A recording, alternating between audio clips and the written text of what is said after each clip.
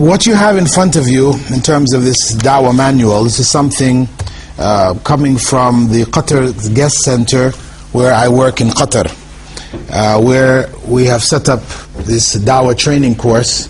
Usually it runs for 9 days, 2 hours each day in the evening, taking professionals from different walks of life and giving them the necessary training, basic training to be able to do Dawah, amongst the non-Muslims that are many there. So what we're looking at is something very condensed.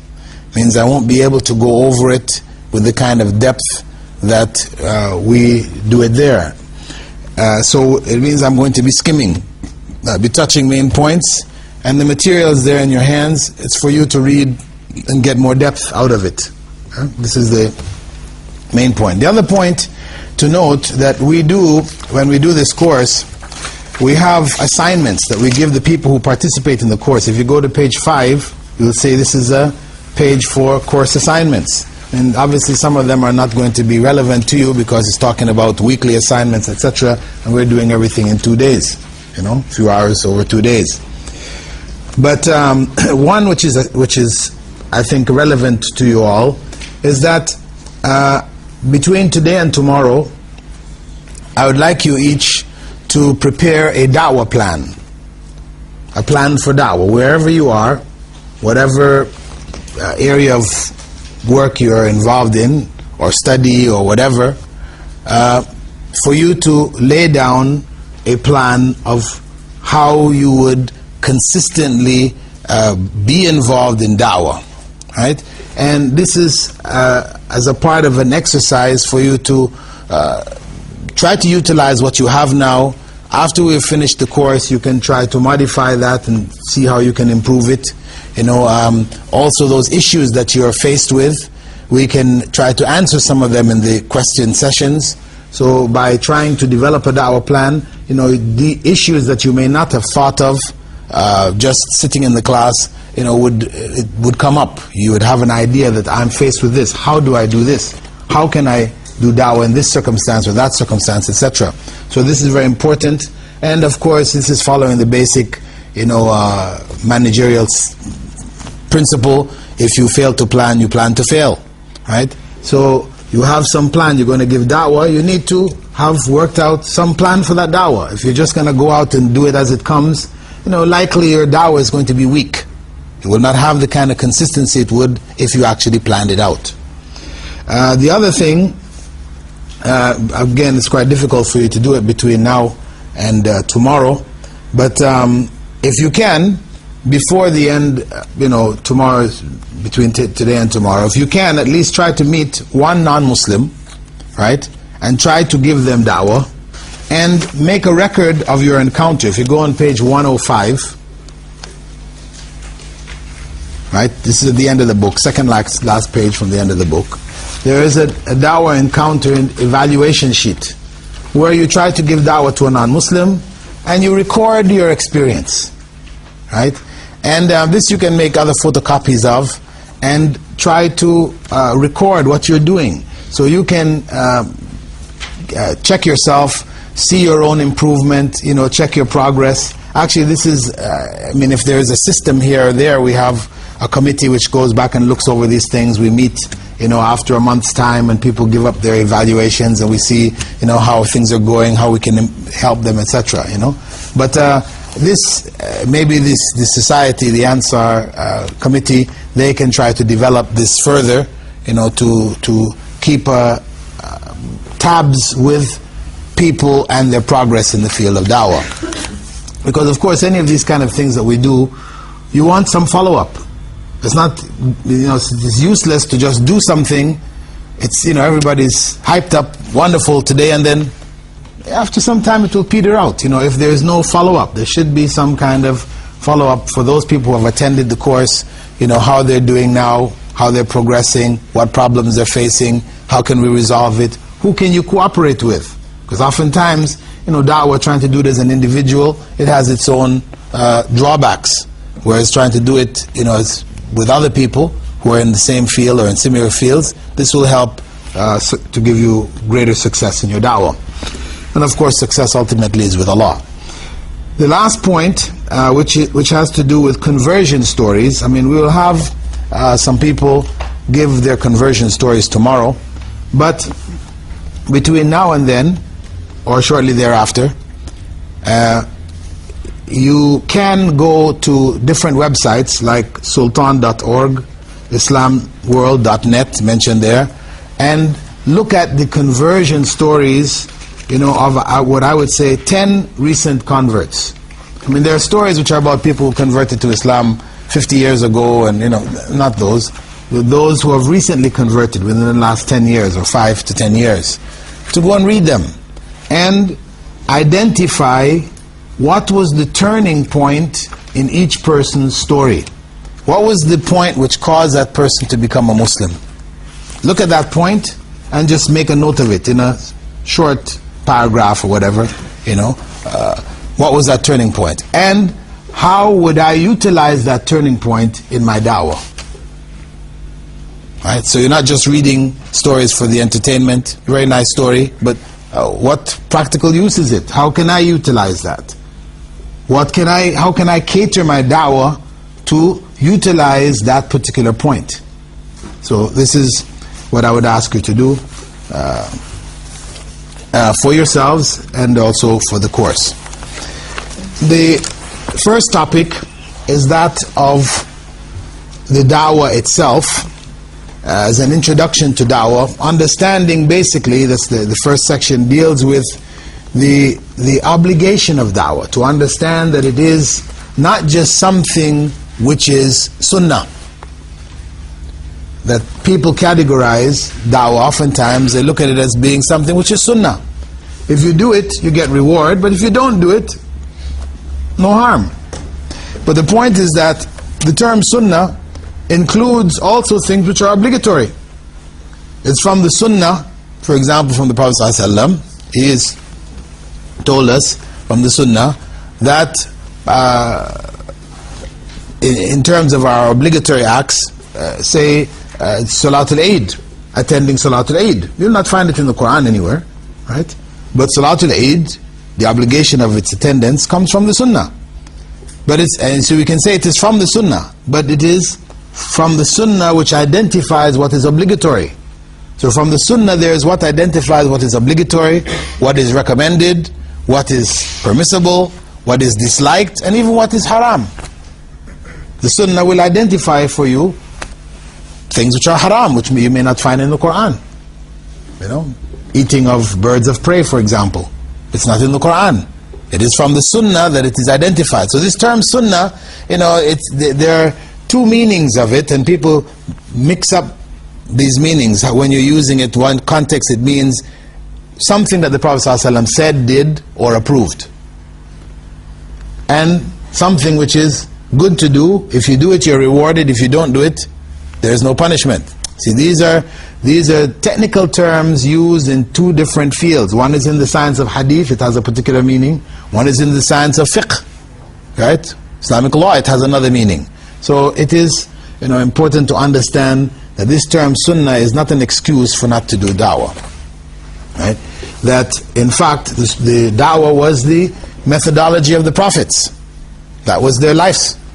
That was their life's mission, was da'wah, conveying the word of Allah to humankind. And Allah praises those who do it throughout the Quran. There are many verses mentioned here, regarding it. وَمَنْ أَحْسَنُ قَوْلًا مِمَّنْ دَعَى إِلَى اللَّهِ وَعَمِلَ صَالِحًا وَقَالَ إِنَّنِي مِنَ الْمُسْلِمِينَ. Who is better in speech than one who calls to Allah and does righteous deeds and says, indeed, I'm among the Muslims. Allah praises the one who calls to Allah. Highly praise. And the Prophet ﷺ, of course, had mentioned that whoever calls to guidance will receive the same reward as the one who follows him, without any decrease in the reward of his followers.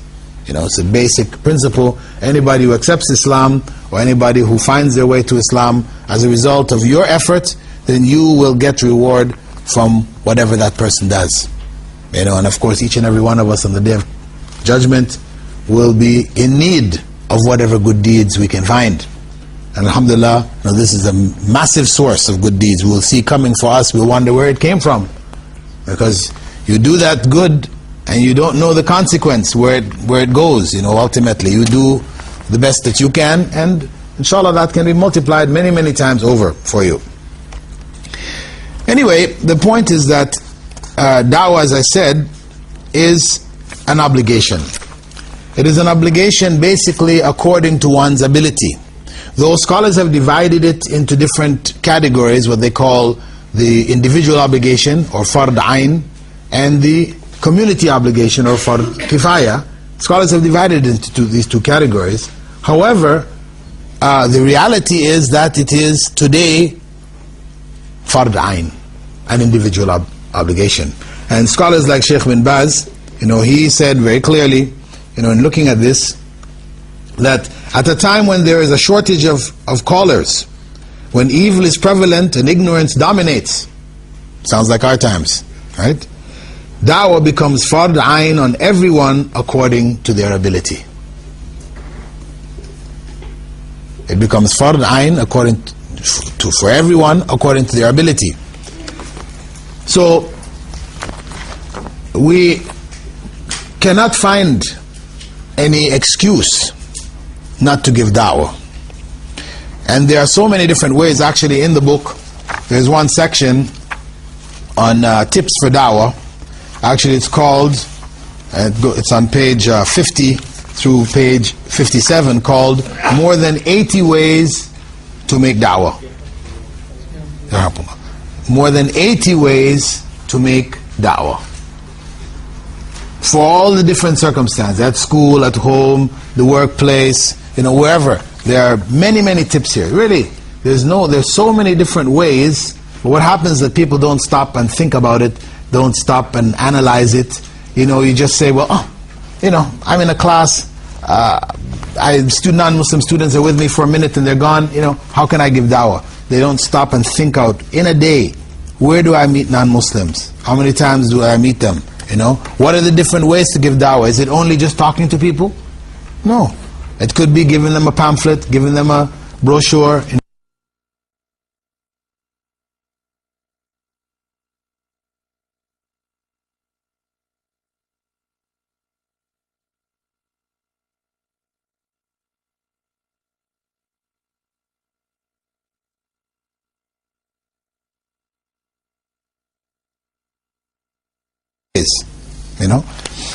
Anyway, the point is that, as we said, today it is an obligation on each and every one of us. And the Prophet ﷺ, so as for a person not to say, well, according to ability, I don't have any ability. My knowledge of Islam is very weak, etc. Prophet ﷺ said, بَلِّغُوا عَنِّي وَلَوْ آيَةً. Convey whatever you've learned from me, even if it's only one verse from the Quran. And each and every one of us knows, قُلْ هُوَ اللَّهُ أَحَدٌ. قُلْ هُوَ اللَّهُ أَحَدٌ is the essence of the message. It is the solution to the problems of all of these other religions and communities, etc. Because they don't know قُلْ هُوَ اللَّهُ أَحَدٌ. Now, you might think that قُلْ هُوَ اللَّهُ أَحَدٌ means, say, He, Allah, is one. But that's not what it means. Ahad doesn't mean one. It means uniquely one. And there's a difference. Because Allah could have said, قُلْ هُوَ اللَّهُ وَاحِدٌ. And Wahid is one of the names of Allah, Al-Wahid. But that's not the term He used here. He used Ahad. And there is a fine distinction between Ahad and Wahid. What is that distinction? I can say, I have one book here. Wahid. Kitab Wahid. But you can also have one book. She can also have one book. Many different people can have one book. But when I say I have one book using the term Ahad, it means one book like which there is no other. Uniquely one. And this is the essence of the message, قُلْ هُوَ اللَّهُ أَحَدٌ, that Allah is uniquely one. To convey that, the rest of the surah, Allahu Samad, Lam Yalid wa Lam Yulad wa Lam Yakul Lahu Kufuwan Ahad, all of that is explanation of Ahad. So the essence of that surah, which the companions and others used to call it Surah Al-Tawheed, we know it as Surah Al-Ikhlas, but they used to call it commonly Surah At-Tawheed. They call it Surah Al-Ikhlas also, but Surah At-Tawheed, because it has the essence of the message of Tawheed. So powerful that the Prophet ﷺ said that it's equivalent to a third of the Quran. If we were to divide the Quran into three parts, its meanings into three parts, Qul Huwallahu Ahad identifies one whole section of the Quran. Right? So everybody has that. So nobody can say, I can't give dawah to that. Qul Huwallahu Ahad. No excuse.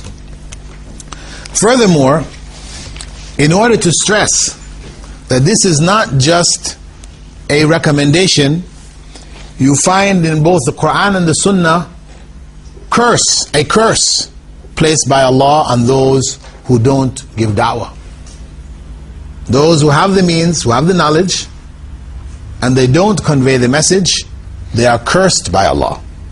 And we can find that in Surah Al-Baqarah verse 159, إِنَّ الَّذِينَ يَكْتُمُونَ مَا أَنزَلْنَا مِنَ الْبَيِّنَاتِ وَالْهُدَى مِنْ بَعْدِ مَا بَيَّنَّاهُ لِلنَّاسِ فِي الْكِتَابِ أُولَٰئِكَ يَلْعَنُهُمُ اللَّهُ وَيَلْعَنُهُمُ اللَّاعِنُونَ. Indeed, those who hide the clear messages and guidance that I have revealed after I have made it clear to the people in the scripture, those are cursed by Allah and cursed by all who would curse. And the Prophet ﷺ had said, Man katama ilman mimma yanfa'u Allahu bihi fi amri nasi amri din aljamahu Allah yawm al-qiyamah bilijamin min nar. Whoever hides knowledge by which Allah benefits people in their affairs of their religion, Allah will bridle him on the day of resurrection with a bridle from the hellfire. This is serious. And it's one of the basic principles in Usul al-Fiqh, that if the consequence of an action is that one receives punishment from the hellfire as a bridle is what you put on a horse to control him, right? If the consequence is the hellfire, an element of the hellfire, then it means that that act is haram. So it is haram not to give da'wah when one is able. Now, of course, one may say, I'm not really hiding knowledge, because when we think of hiding knowledge, we think in terms of somebody coming to you and say, can you tell me about Islam? And you say to them, no. I don't think you deserve to know about Islam because, you Britishers are involved in Iraq and killing our Muslim brothers, so I'm not going to tell you about Islam. Okay, that's obviously hiding the knowledge. That's kitmanul ilm in the obvious sense. And of course, that's not permissible. Not permissible. But there is indirect hiding. Indirect hiding means that you had the means. This is a person who studies with you in the university. You've known them for the last 4 years. You studied throughout the university, you knew them. They're in all your classes. You talk to them about homework. You talk to them about everything under the sun except for Islam. You have hidden the knowledge. You had all the means, but you hid that knowledge. And of course, on the day of judgment, that person will curse you. That person, when Allah calls up that person for judgment, that person will curse you, will ask Allah, double that person's punishment. So, the obligation of conveying the message of Islam is not something to be taken lightly. And of course, some people, as a shortcut, will say, well, actually, giving da'wah is being taken care of. We have Jamaat Tabligh. Jamaat Tabligh, that's Jamaatul Da'wah. They're doing the da'wah. So therefore, the obligation on the individual has been taken care of because Jamaat Tabligh is doing it. But it's enough for us to recognize that the methodology of Jamaat Tabligh is to call Muslims only. They tell their followers, this is their philosophy, their approach, don't go and call the non-Muslims. Call the Muslims. Why? Because if you invite a non-Muslim into Islam today, and Muslims are in such bad shape, it will drive them out. So you need to clean up your house before you invite anybody in. This is the philosophy. Of course, it sounds quite logical, quite reasonable. However, that was not the methodology of Prophet Muhammad ﷺ. That was not his methodology. He called everybody. Whether you're a Muslim, after you became became a Muslim, or whether you are a non-Muslim, he gave the da'wah. So da'wah is not restricted and should not be restricted to any one group. Even if, for example, we say, okay, we're focusing on non-Muslims, which was, the methodology of the Prophet ﷺ, and a Muslim comes along, right? And you say, well, no, my focus is on non-Muslims, so I'm not going to deal with you. Well, of course, remember in the Quran, Allah said what? Abasa wa tawalla. What is that surah all about? Prophet Muhammad ﷺ, wanting to deal with a group of leaders of the non-Muslims, a Muslim came to him, needed some da'wah, and he turned away. What did Allah do? Allah chided him. You shouldn't have done that. Give the man the message. In fact, he has the first right to it. So for our da'wah, it is not limited to any one group. Some people try to make a distinction between da'wah and what they call islah. We use da'wah when we're calling non-Muslims and islah when we're calling Muslims. But really, this is a technical definition which they have made, which is not really from the statements of the Prophet ﷺ, or the Sahaba, etc. They use da'wah to cover everything. If you want to make that distinction in terms of your own program, there's no harm. It's not to say you're doing a bid'ah, something evil, etc. But know that ultimately, according to Arabic language, da'wah includes both. Because it's ad-da'wah ila Allah.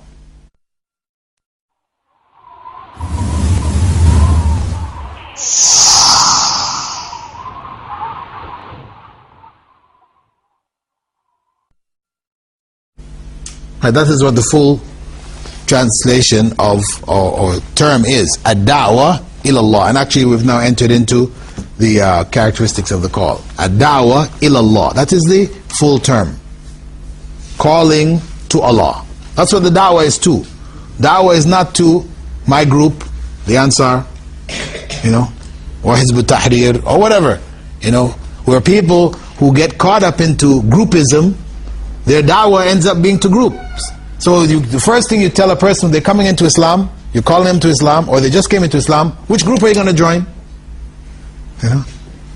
Our group, right? This is the group. We're the ones who called you. You should join our group, right? So no, they're not calling to Allah anymore. You're calling to your group, or you're calling to a madhab, or you're calling to This is not the da'wah. The da'wah is calling to Allah subhanahu wa ta'ala, to Islam as it was revealed. Islam as it was revealed. So what does that mean? If we're calling to a madhab, and some people unfortunately will call to a madhab. You come into Islam, they'll say to you, listen, you have to follow a madhab.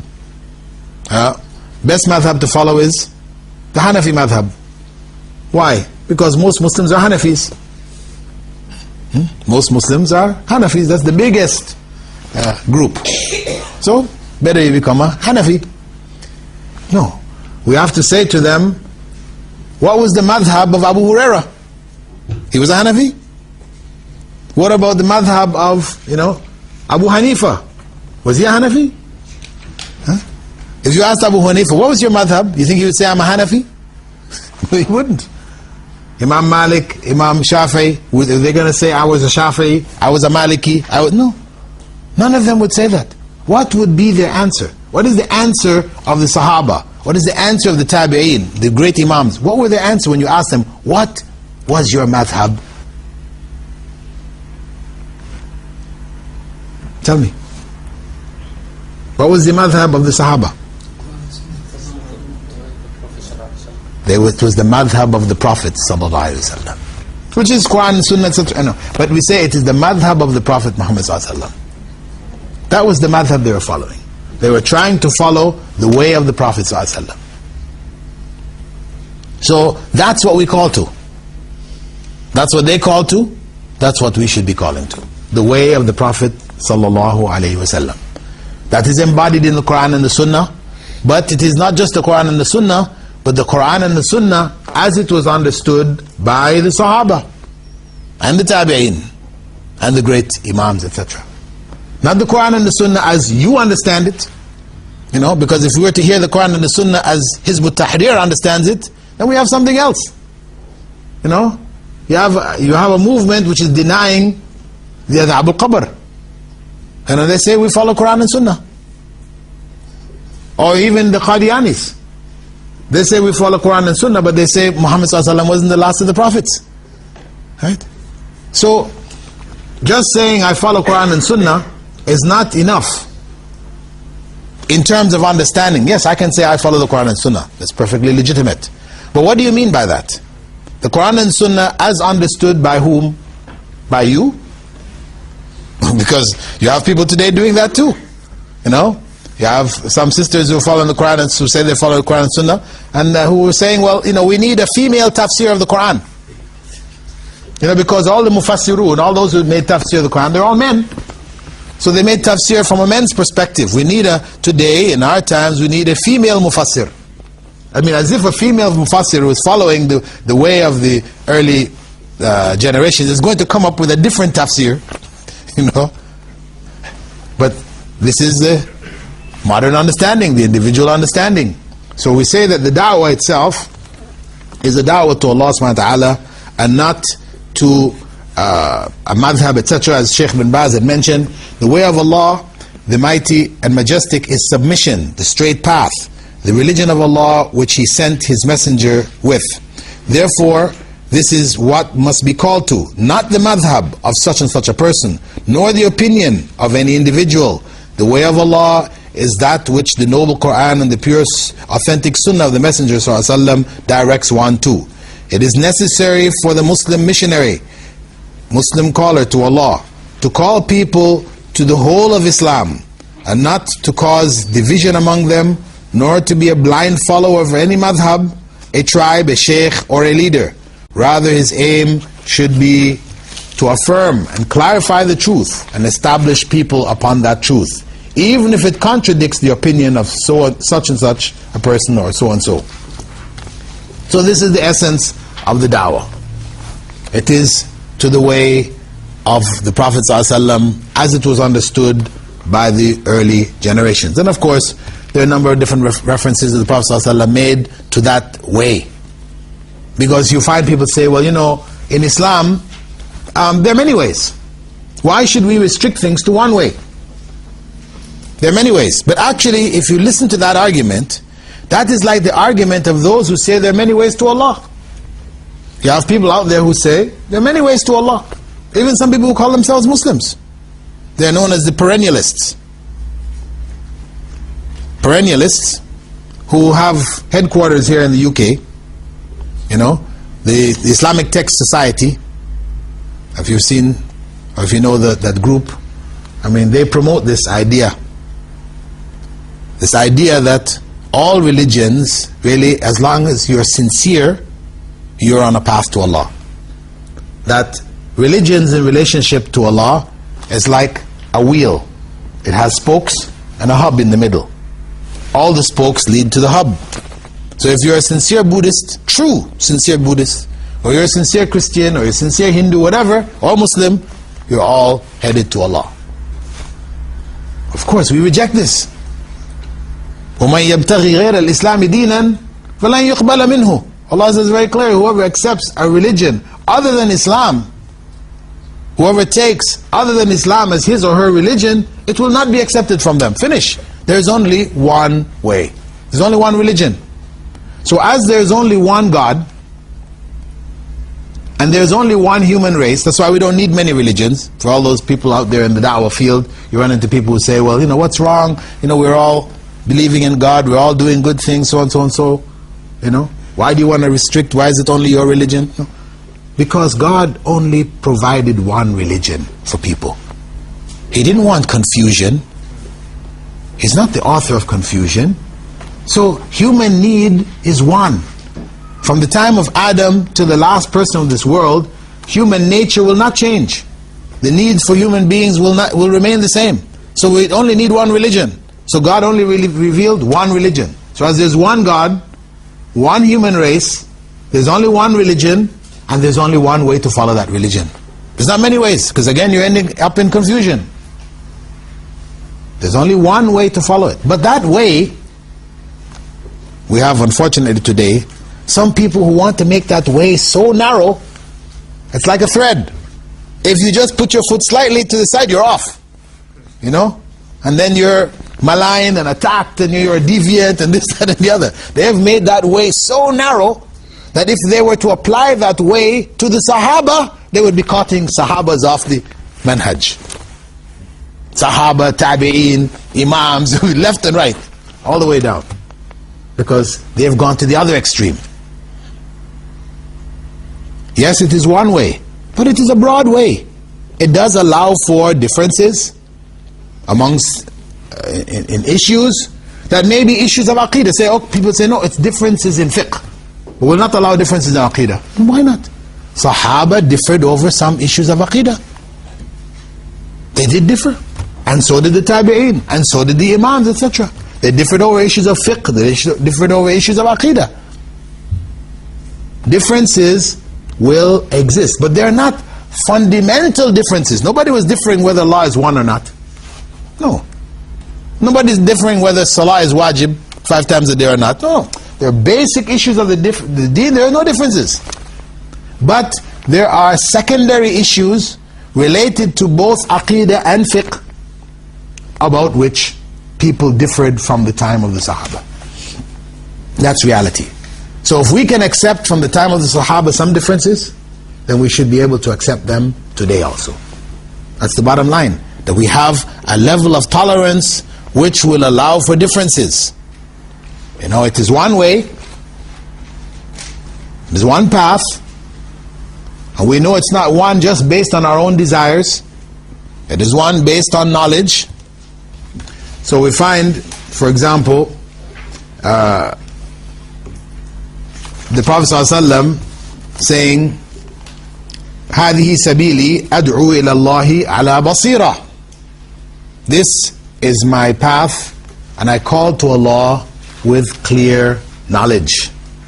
Clear knowledge. على بصيرة. Calling to Allah with what is clear. So we don't call to Allah based on doubts, on things which we are unclear about ourselves, supposition, maybes, possibly. No, we call to Allah based on what is clear. So that is essential principle in the calling to Allah. And of course, when we call to Allah, call people to Allah, meaning calling them to the religion of Allah, the religion of Allah has a variety of elements. And we have to put these elements in some kind of an order of priority. What do we call them to first? And we know Prophet ﷺ, when he sent Mu'adh ibn Jabal to Yemen, he said, إِنَّكَ تَقْدَمُ عَلَى قَوْمٍ أَهْلِ كِتَابٍ فَلْيَكُنْ أَوَّلَ مَا تَدْعُوهُمْ إِلَيْهِ أَنْ يُوَحِّدُوا اللَّهَ Ta'ala. You'll be going to Christians and Jews. So the first thing that you should invite them to is the assertion of the oneness of Allah. So that is the core message. That should be what we focus on. However, that doesn't mean that in every conversation you have with anybody, calling them to Islam, it has to be on the oneness of Allah. Somebody comes and asks you about hijab. Why do Muslim women cover themselves up? You know, why are you forcing, to men they will say, why are you forcing your women to cover themselves up? Or to women, why do you women allow men to force you to cover yourselves up? You cannot ignore their question and say, listen, Allah is one. Right? This is what you need to know. Don't worry about why we do this or why. No, you need to know Allah is one. Well, that's true. They do need to know Allah is one. But in the course of giving da'wah, you know, you must deal with the questions that they raise. You fulfill what they are trying to get clarity on, and then you try to bring that back to Allah subhanahu wa ta'ala. Because of course when you describe hijab, you know, you will describe, you know, the purposes of hijab, which Allah has then identified in the Quran. So you take it back to Allah ultimately. But you must deal with what is in front of you. But you have an idea, you have a focus. What is the most important point that I need to get to this person? What is going to save them on the Day of Judgment? Whether they accept hijab or they don't accept hijab, you might find a nun, right? A Catholic nun who accepts hijab. Wonderful, beautiful. But she's on a path to hell. So it's not accepting hijab or not accepting hijab is not going to necessarily make a difference whether a person makes it to paradise or not. But what will make the difference is whether they believe in the oneness, the unique oneness of Allah subhanahu wa ta'ala. And we also find, a good example of that in the case of Prophet Yusuf, in the prison, when the people were with him and they asked him to explain their dreams for them. He took that opportunity while explaining their dreams for them to call them to the oneness of Allah. Same thing with Prophet Isa as a child, when his mother brought him to the people and they were shocked. They're questioning her, how could you do this? You're a righteous woman. Your mother was a righteous woman. How could you do this? And she pointed to Prophet Isa. He dealt with it. He clarified that his mother was a righteous woman, but he used that opportunity to call them to the oneness of Allah. So that is the unique oneness of Allah, is the main goal. Actually, the first two chapters, you have questions on page 10 and page 15. Those are for you to go over just to make sure you have caught what you're supposed to catch from that.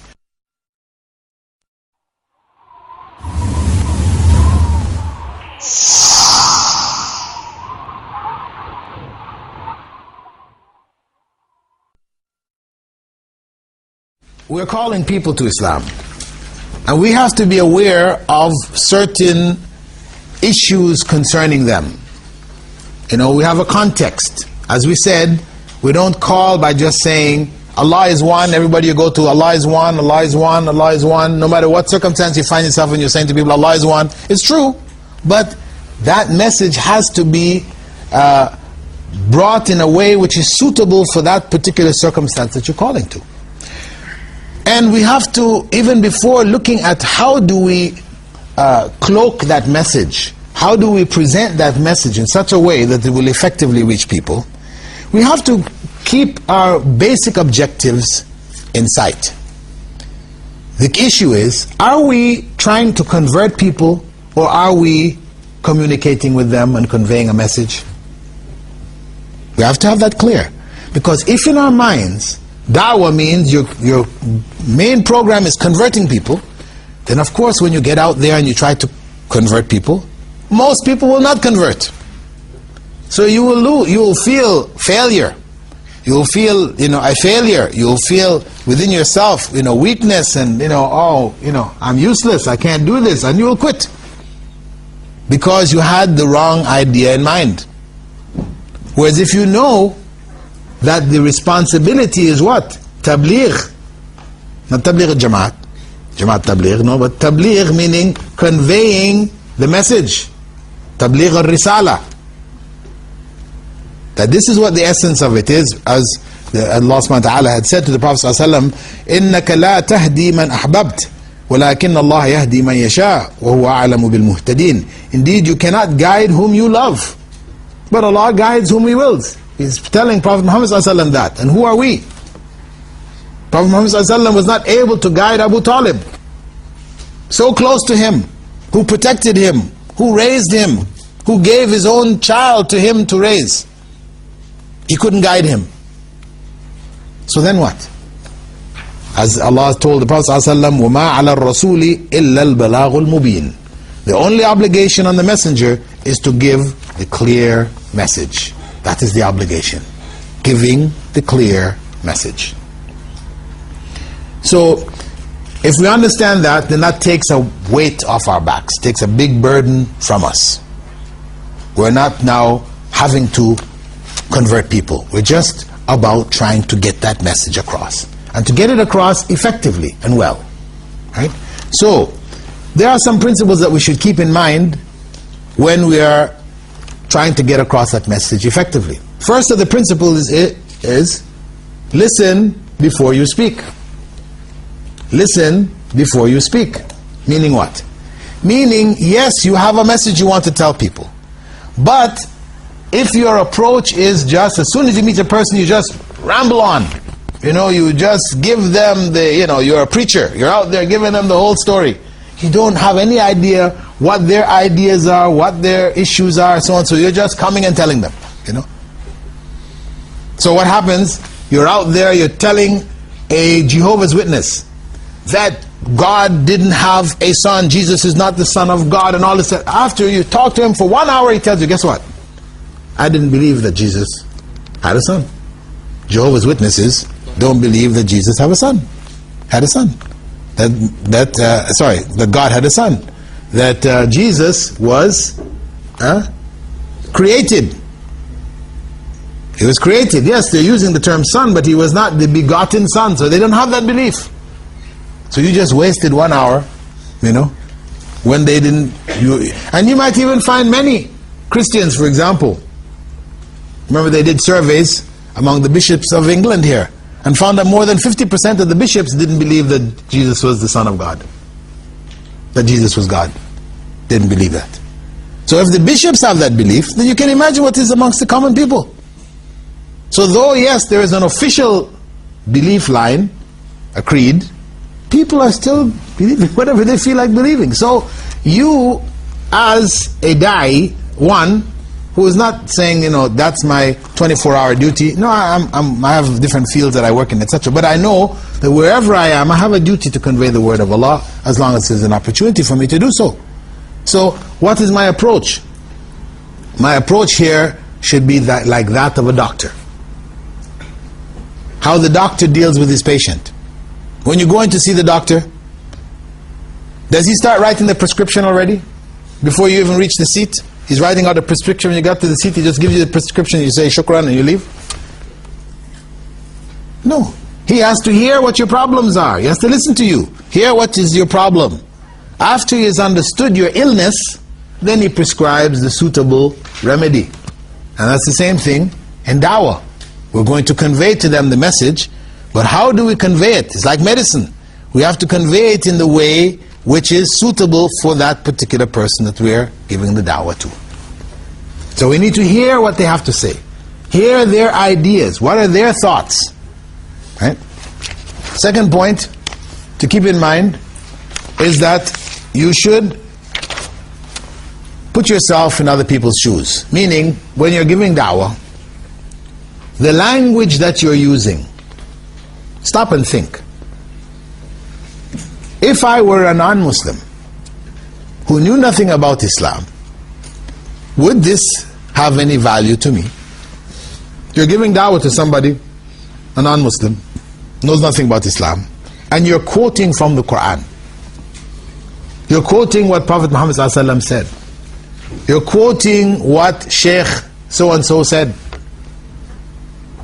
Well, this person doesn't even believe in Islam at all, has no belief in Islam. You're going to tell them, what does the Quran mean to them? Nothing. So you're quoting the Quran to them is useless. You're not putting yourself in their shoes. Now the message of the Quran, you can tell them, of course. In the course of your da'wah, the message of the Quran should be that. Because when we said, calling to Allah ala basira, this means according to Quran and Sunnah and the understanding of the earlier generations. We take their understanding, but we put it in a language which is applicable to that person.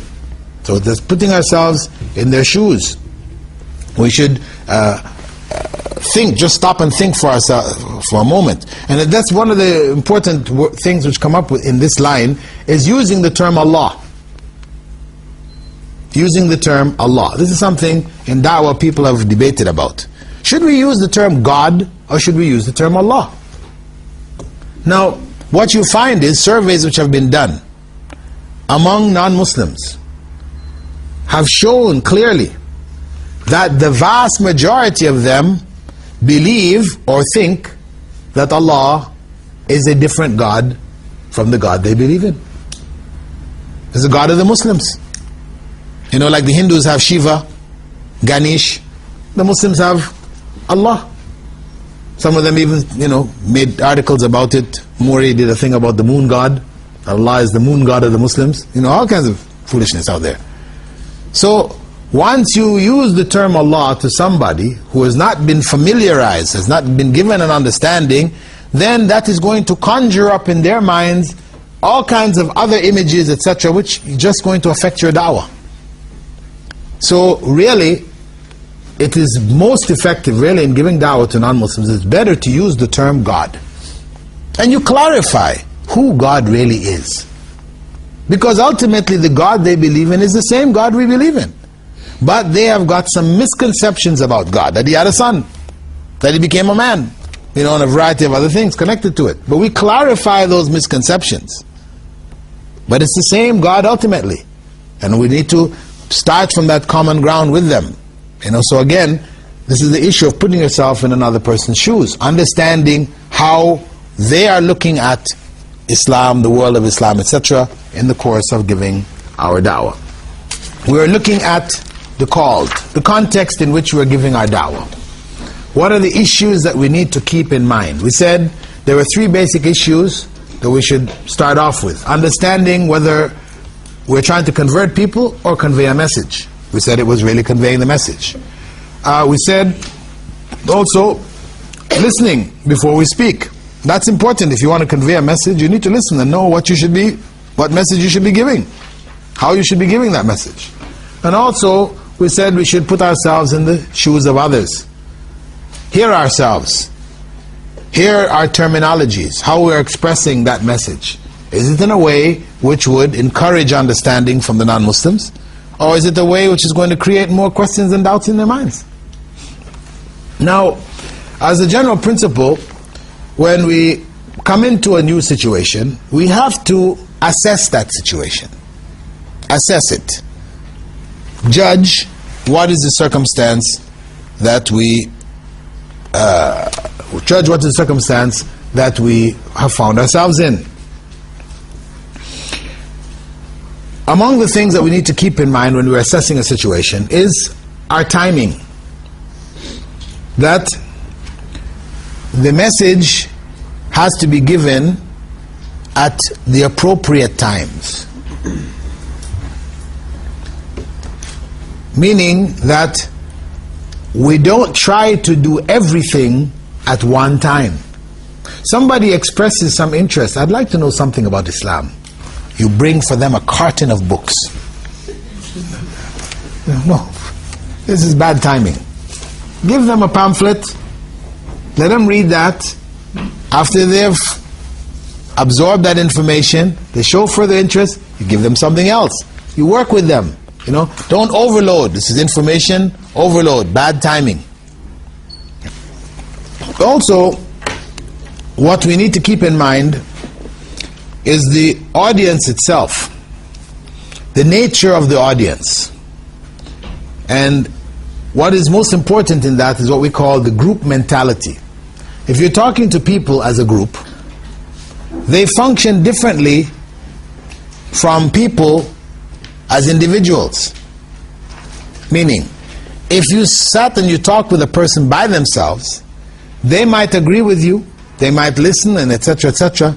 But then you find that same person in a group, you try to talk to them and you find that they're not. They're siding with the group. Because that is the nature of people. When you're with a group, this is what they call peer pressure. You don't want to say anything that is going to make your group look at you, negatively. So you'll go along with it, even though in your heart you agree with what the person is saying. But in that group situation, you're caught. So the da'wah in general, if you have a choice between talking to a person in a group, a student in your class, for example, there are other students around, they want to ask something about Islam, something like this, better to talk to them separately. To talk to them while their friends are around with them, then you will not get as good a response as if you talk to them by themselves. Because people are much more, because they don't feel any pressure on them there. It's much more easy for them to accept, to discuss things out without it being under the pressure of an audience. So it is important for us to know and to avoid those kind of circumstances where we can. However, there are circumstances where you can't avoid it. You've been invited to speak to a group. What do? You say, sorry, I can only speak to individuals? No, you speak to the group. You try to get some message across to them as a group. And of course it's best to use principles which will bring out their ideas. The idea of listening, because of course listen before you speak doesn't work well when you're giving a presentation to an audience. But how you can make it work for you is involve the audience in your presentation. Get them to bring out their ideas. So rather than just tell, you ask them some questions. What's your idea on that? What do you think? What have you heard? Let them give you some of their ideas so they feel a direct involvement, so you can hear some of what they're saying.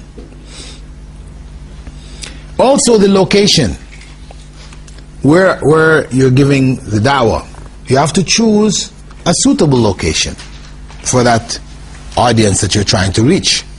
There's some places that are just not suitable. You don't go into a pub to try to give da'wah. Yes, there are non-Muslims in there, and maybe some of them might listen to you, but that's just not an appropriate place. It's not appropriate for the people you're trying to call to, because that is an environment of drunkenness. People might say anything. And besides that, Muslims seeing you walking into a pub, you're just creating problems for yourself in terms of your own, functioning in the Muslim community. So you have to choose locations which are appropriate, where people will hear. For example, say you're giving da'wah at the supermarket. Somebody is working on the checkout counter. You want to give them some literature.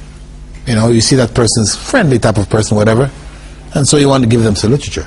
Well, do you choose the time when the place is busy? Rush hour, when people are coming in and buying, and so this is the time you want to give the person? No.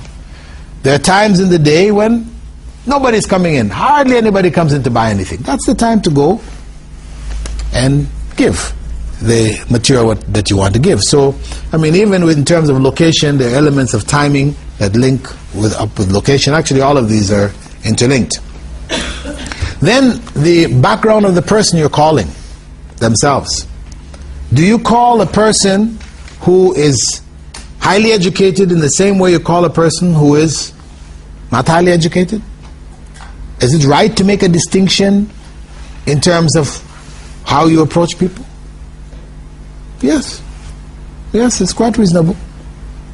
It's quite reasonable. Ali ibn Abi Talib had said you should speak to people according to the level of their intelligence. You make a judgment, a value judgment, and you speak to them according to what is suitable for them. It's like you're giving da'wah to a young person, 15 years old. You're going to give da'wah in the same way you give to a person who is in their 30s? No. Examples you're going to use, the depth you're going to go in is going to be different.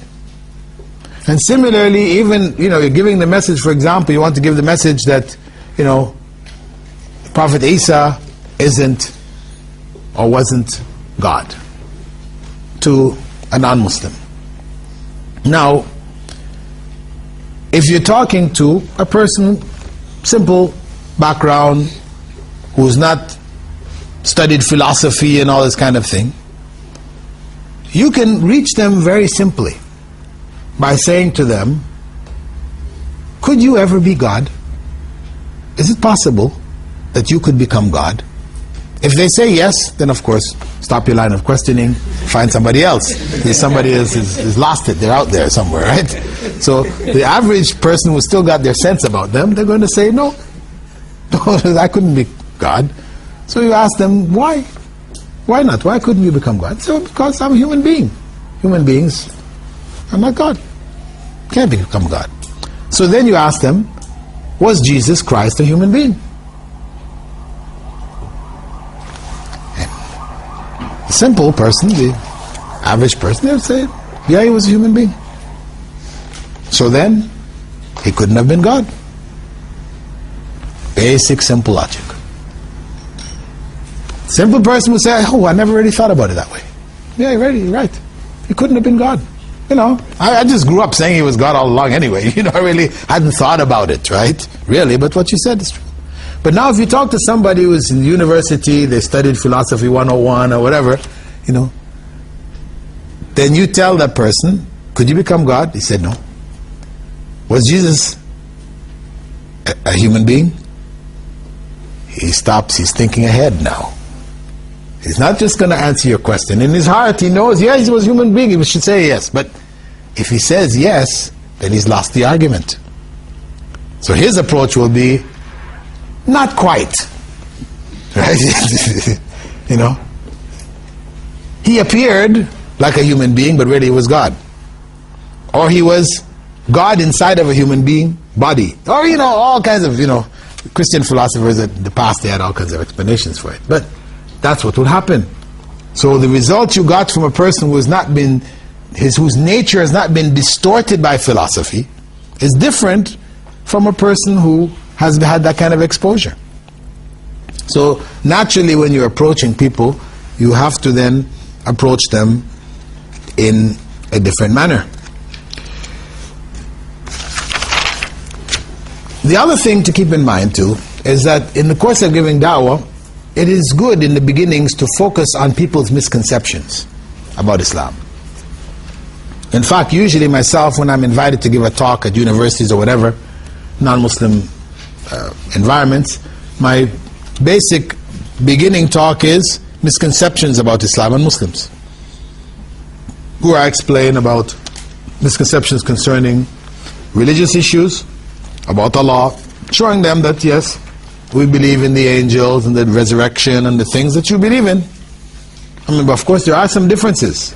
You know, we do highlight the differences also, but we give them a basic understanding, clarifying the misconceptions that they have, whether it's about social issues or about, you know, different religious issues, dress codes and things like this. Clarify it through misconceptions, dealing with people's misconceptions.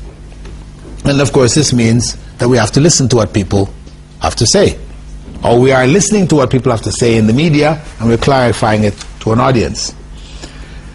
And that is a general good procedure. However, if you find yourself in a situation where a person is raising misconceptions, not because they want to find out honestly what's wrong, but they just want to disable your da'wah. They want to pull the rug out from under you, you know, trip you up. You're giving a talk and they're question, what about so and so and so? What about so and so? They're coming all, you can't even get across the thing that you're trying to, because they're bringing all these questions. You see, this person is not really seeking understanding. They just want to make a fool of you, you know, to disable your da'wah. So what do you do then?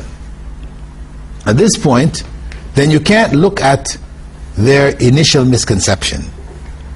You need to jump ahead, like Prophet Ibrahim did when he explained to the king that his Lord is the one who causes life and death.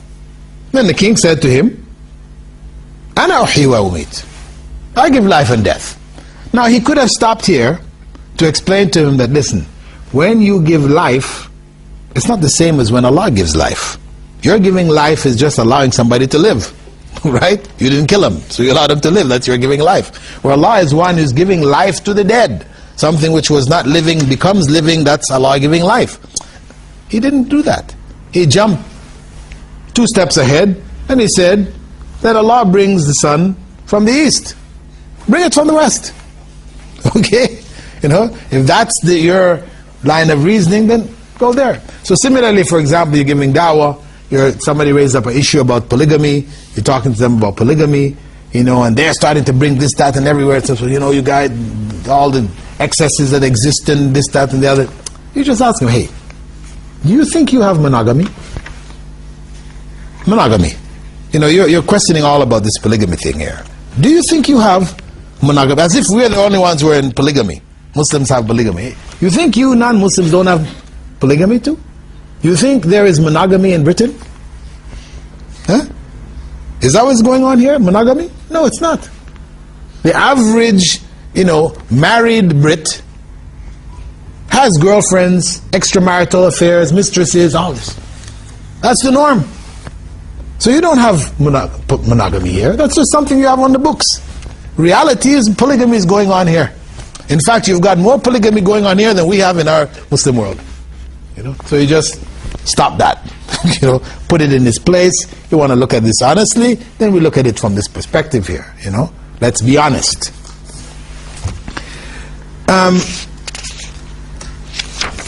In terms of the audience, again, leaving misconceptions to the topics that we choose to give our da'wah with, there are things that we have to focus on, and we said that Tawheed before was what Prophet ﷺ stressed when going to Christians and Jews, people who have a concept of one God, that we should focus on that. So we should choose our topics based on that understanding. If you're talking to a Hindu, then you have to choose a topic, appropriate to his or her understanding as a Hindu.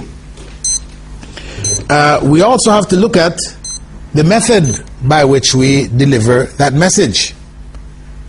What is the method that we use? Do we use an emotional method? People are coming at you with emotionalism. Do you respond in emotionalism? Or should you be calm? Don't get caught up in the heat of the emotion. Well, there are times when emotionalism is important and it's good, and there are times when it's not.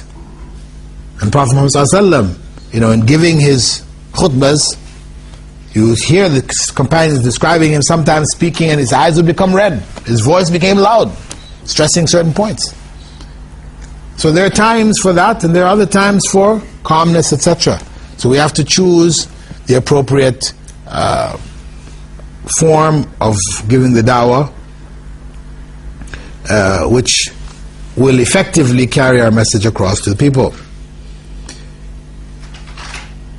And one of the things that we have to also keep in mind, very important, is that of gradual progression in our da'wah. That's page 29 to 31. Gradual progression in our da'wah. What are we dealing with here?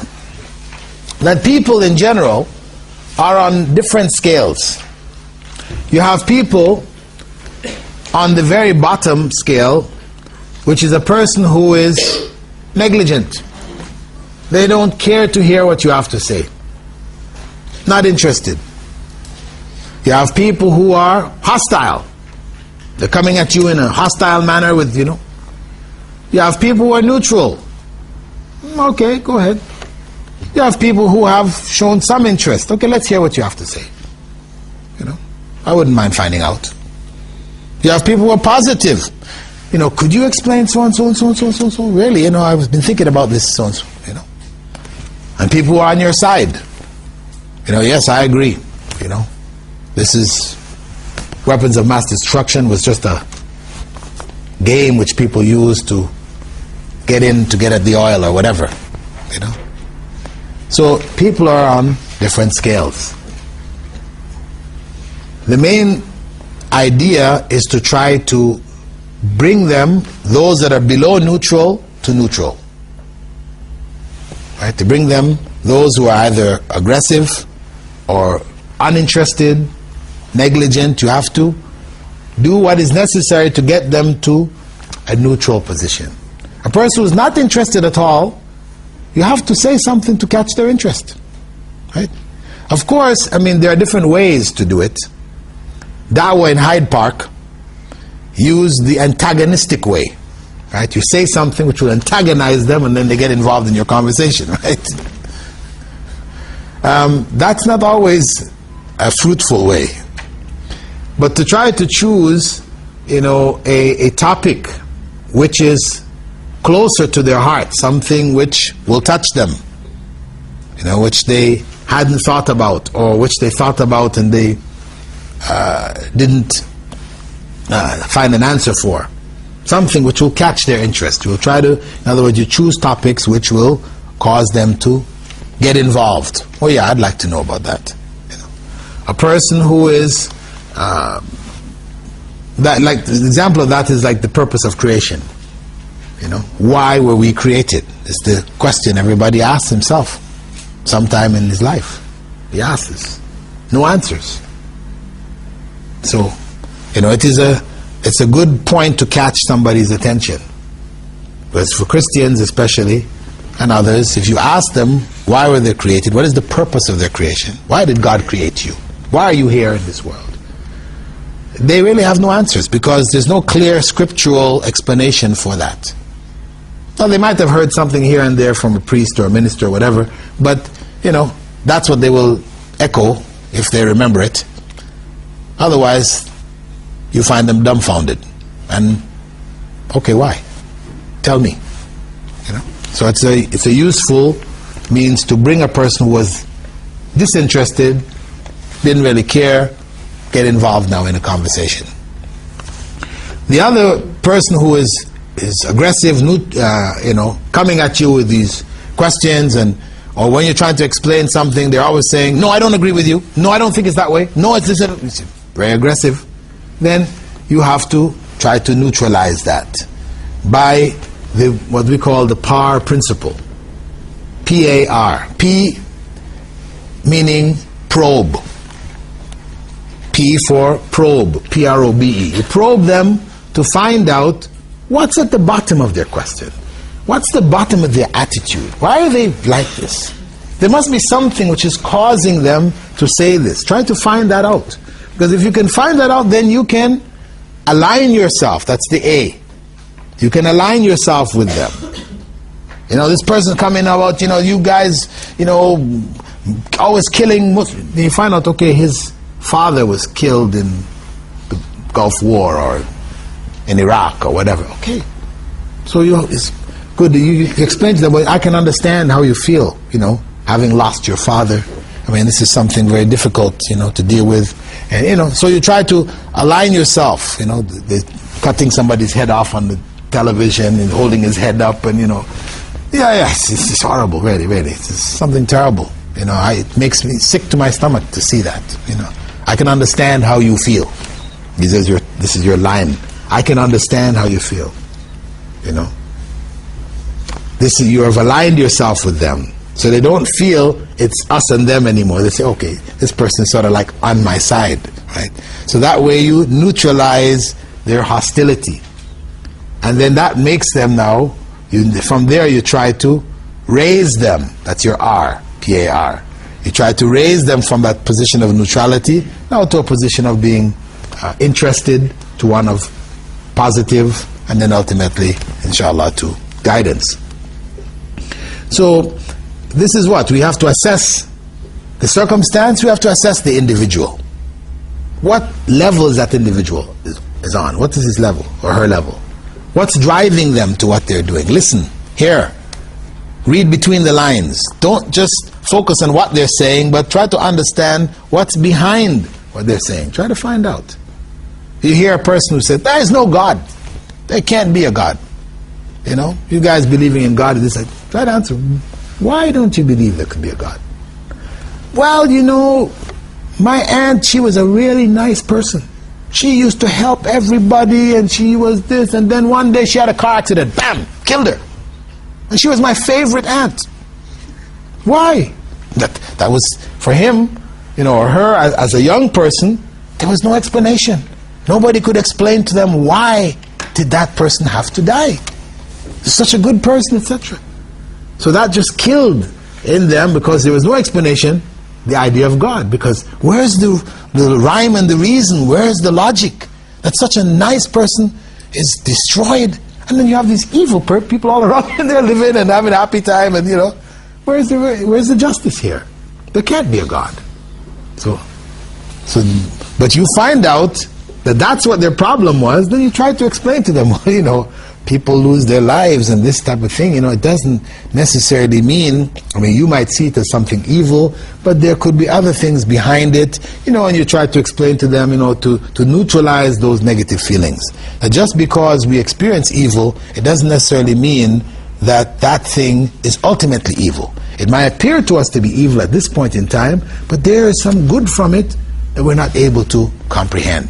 And then we give them that understanding through other examples, etc. So the principle, is, as we said, to understand where people are coming from, listen to what they're saying, find out the roots of what is driving them, and try to neutralize their negativity. Bring them to a neutral point where they're willing to listen. Because if they're not listening, if they're just attacking, and you're returning their attack with another attack, and then of course you're just bumping heads. You're not going anywhere. You know, your idea is to convey a message. And if your discussion is one of argumentation, just pure argumentation, then it's better to stop it. Don't waste your time and your energy, because you'll come away with your head banging in, you know, you say, oh man, I wish I didn't do that. You know, why did I bother to waste my time with this person? No, try to catch it early. See where, when these things are not going anywhere, you can't neutralize it, you can't redirect it, whatever, then leave it. You know? Give the person a pamphlet instead. Give them a tape. You know, give them something else that they can't, you know, you can't, what can you tell a tape, right? Right, so just, you guys just listen. You want to listen, you don't want to listen, okay, khalas, you got it, right? At least you've got the message across to them. So, this is an issue of also cutting our losses. We don't waste time unnecessarily, you know, try to avoid heavy argumentation. And just as an example, you know, of trying to find common grounds or to neutralize some people's attitudes. Sometimes in dawah, for example, if you're giving dawah to a Christian, trying to give dawah to a Christian, and the Christian tells you, listen, I know Jesus is God. It's not an issue I believe.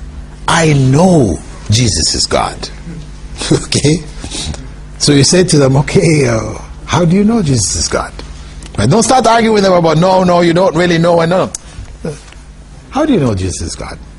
Say, well, every time that I've prayed to Jesus, when I was in need, my prayers were answered. So I know Jesus is God. I've experienced Jesus in my life. You don't know because you haven't experienced Him. Right? So when you have a person like that, reason in that belief will not benefit, because they're emotionally attached to something, right? They can't reason it out. So now you have to step out of that circumstance and you come somewhere else from there. Using reason, you say to them, you know, I have a Hindu friend who said the same thing. I know Ganesh is God.